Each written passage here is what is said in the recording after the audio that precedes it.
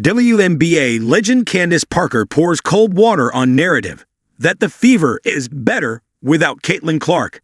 Caitlin Clark hasn't stepped on a court since mid-July, yet the Indiana Fever keep finding ways to win. That shocking reality has created a controversy nobody saw coming around one of the WNBA's brightest stars. Critics are now boldly claiming that Indiana looks better without Clark running the show. But WNBA legend Candace Parker isn't having any of it, and she's using her platform to end the debate. Why is Candace Parker defending Caitlin Clark so fiercely? On the August 6 episode of her Post Moves podcast with Fever All-Star Aliyah Boston, Parker addressed the growing noise around Clark's absence head-on, pushing back firmly against the idea that the Fever are better without her. For those naysayers out there, you're better without Caitlin. They're not. They're not better without Caitlin, Parker said. What Parker highlighted and some critics are missing is that while the Fever have played well recently, it's not because Clark has been sidelined. It's because other players have risen to the occasion. The numbers tell that story perfectly. Ari McDonald, brought in to fill Clark's role, has stepped up with 10.1 points and 4.8 assists per game. Meanwhile, Fever veteran Kelsey Mitchell has also found her groove, averaging 21.8 points over her last 5 games. I do feel like times like this, different people step up, she added, pointing to the developmental opportunities that injuries naturally create for teammates. That's where Parker sees the real growth, not in subtraction, but in temporary adjustment. Parker went further, underscoring Clark's ability to analyze the game even while she's out. Caitlin is one of those people that has a high IQ, Parker said. So I know she's watching and I know she's going to come back and make you all that much better. What the 3-time WNBA champion is describing is less of a setback and more of a setup.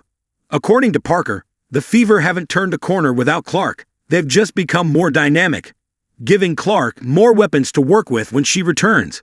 It honestly is scary, Parker said, because not only are you allowing other people to step up, but you're allowing Caitlin to then survey and realize how she can add. I said from the get-go, Indiana Fever, scary. How have the Fever performed without Clark?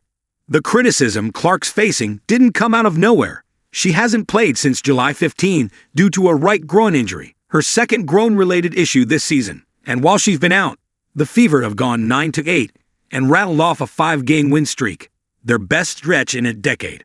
That kind of run, especially without their franchise player, gave critics all the ammunition they needed. Her shooting stats this year haven't silenced them either. 36.7% from the field and 27.9% from the three-point range. Combine that with the Fever's improved play and winning momentum in her absence, and some analysts have taken things a step further, claiming the Fever would be more effective without her. But it's not that simple. Indiana's success during this stretch is real, but so is the context. It's less about Clark holding the team back and more about other players capitalizing on extra touches and responsibility they wouldn't usually get. Even head coach Stephanie White has called this stretch a blessing in disguise. Perhaps not because Clark's absence is good, but because it's forced the team to grow in new ways. And that growth might be precisely what Clark's return will amplify even further. According to ESPN's Holly Rowe, Clark could return as soon as the 3rd week of August. That would set her up for 2 of the team's biggest matchups of the season. A back-to-back against the league best Minnesota Lynx on August 22 and 24. The Fever will need their full arsenal to secure a playoff spot. When Clark returns, she'll join a team that's deeper, more confident, and more ready to win than when she left.